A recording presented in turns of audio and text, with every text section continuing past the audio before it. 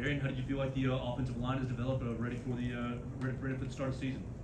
Yeah, I think from the spring to the summer to the season so far with camp, we developed how we wanted to. We set goals out, get tougher, play together as a unit, and I think so far we've done that.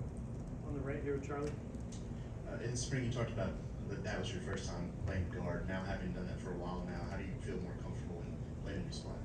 Yeah, like you said, spring was the first time. Summer was the next step, and camp is the next step in that. So far, I feel like I've gotten more comfortable in every aspect.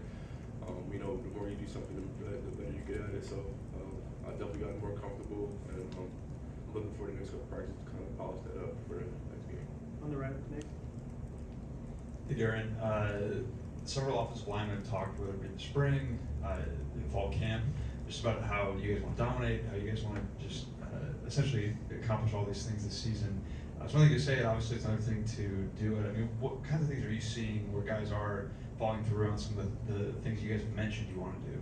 Yeah, I think something that we get coached on here at Alabama is how you practice, how you play. So if you talk about it, you don't practice it, it's not going to show up on game day. So I think something that we've developed is carrying that in practice, finishing every rep how we want to.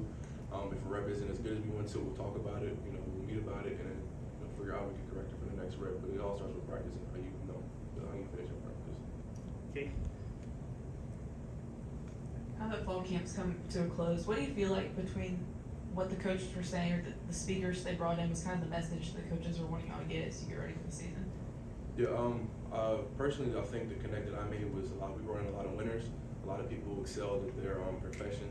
So I would say just how you dominate each aspect of how you live. That's what they talked about, whether it's on the field or if it was off the field. Just kind of dominate and how that connects to every aspect of life. Tony up front.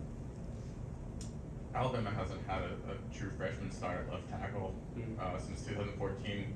Not saying that Kadyn's going to be named it, but if he does, what has he shown the unit to provide the confidence that he's able to do that? I think everybody competing for the tackle position has shown a lot. Whether it's Pritchard, whether it's Kadyn, they both developed a lot since the spring. I know we appreciate them, getting better and taking every rep seriously. In the back with Cobb. Hey Darrian, thanks for being here. Everybody's talking about this quarterback position, and it's like almost to the annoying point. As you guys inside the locker room, how do you guys deal with that from not letting it divide the actual locker room, and kind of what's the mindset in terms of supporting who you guys eventually choose to lead the quarterback? Yeah, kind of have to block out the noise, focus on what's important. We know that every day is an opportunity for everybody to show their skills, show what they can do. So in the locker room, we appreciate the fact that they're competing hard and they're all giving their all. So I think just blocking out the noise and kind of focusing on your job is what we think about. On the right with Charlie. Obviously, the big difference is one position snaps the ball, one doesn't. But to you, what's maybe been the biggest difference or transition from center to guard? Like in the football aspect, I would say just playing off the ball is a little bit different for me. When you're a center, you're on level zero. Not a lot of separation between you and the defender. So I think the biggest difference was like playing off the ball, having a little bit more time until you engage with the defender. On the left with Joe. The RPO has been a concept in football the last handful of years, and a lot of focus goes into how challenging it is for a quarterback. But how challenging is it for the offensive line to run the RPO, not going downfield, but also more protecting the quarterback, getting good results out of the RPO? Yeah, I think what we're coached to do is just block every play like it's a run. We don't know if it's getting passed or hand off, but our job is to block the run, and then if it gets passed, chase the ball, help the ball carrier. But I think what we're taught is just to block the run and let the quarterback decide whatever thinks is best. On the right with Nick.